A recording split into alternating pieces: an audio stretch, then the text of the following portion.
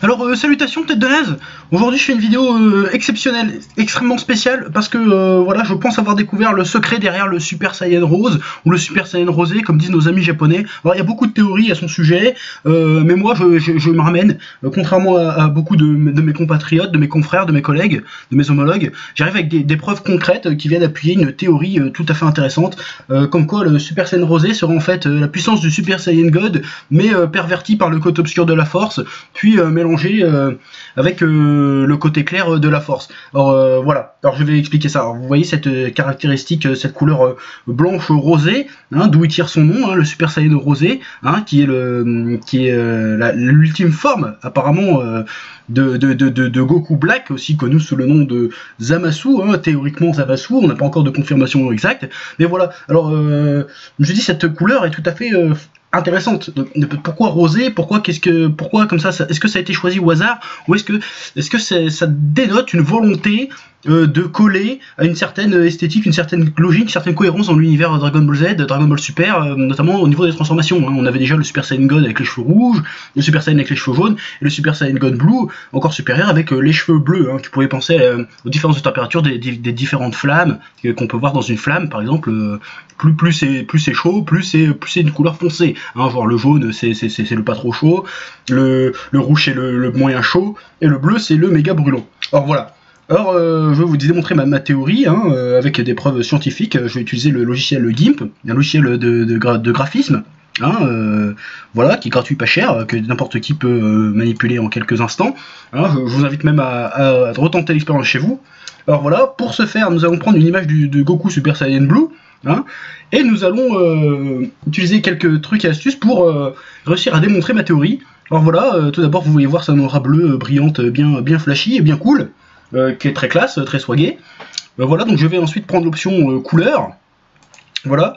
Et voilà, on est d'accord que l'aura des dieux, c'est une aura pure, une aura pacifique, une aura du côté clair qui représente un peu le bien, voilà, qui représente la puissance du dieu Saiyan, qui est bien, qui est gentil, quoi. Voilà. Alors si on inverse inversion de valeur, si on inverse cette valeur, c'est-à-dire qu'au lieu de devenir un dieu gentil, il deviendra un dieu méchant, voilà. Là, on obtient tout de suite un Goku toujours en bleu, mais avec une aura noire, funeste, hostile, qui pourrait représenter un peu le côté obscur que Zamasu aurait pris en prenant le corps de Goku, peut-être, on sait pas encore. Voilà. Donc, a priori, on pourrait se dire, oui, mais dans ce cas-là, pourquoi c'est rose? Et bien justement, parce qu'en fait, comme il a pris le corps de Goku, il y a toujours une partie de bon en lui. Parce qu'en fait, Zamasu, il est partagé entre être méchant, parce qu'il veut détruire les humains, les mortels, pour faire le bien, en fait. Du coup, il est partagé. Du coup, cette aura néfaste est aussi teintée de bonté.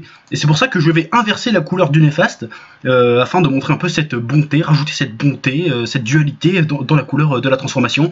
Et là, nous obtenons la couleur blanche rosée du Super Saiyan Rosé. Voilà, donc je pense que il n'y a rien à rajouter, je pense que la conclusion parle d'elle-même. Le Super Saiyan Rosé est rose, parce qu'en fait, c'est une aura néfaste d'un Super Saiyan Blue, qui est aussi tenté de bonté. C'est un mélange entre les deux, c'est un compromis entre les deux.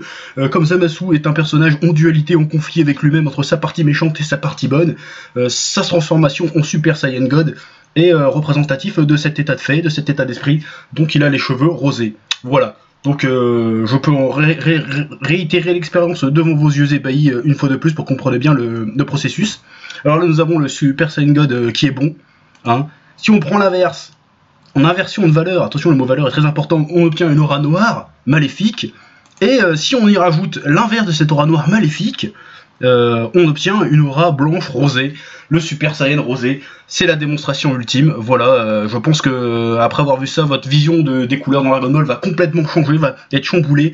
Voilà, je pense que c'est la preuve que voilà, j'ai les preuves devant moi. Je suis voilà, c'est très difficile de défaire cette théorie, de défaire cet état de fait, de défaire cette voilà, c'est une preuve scientifique. Voilà, réaliser son trucage.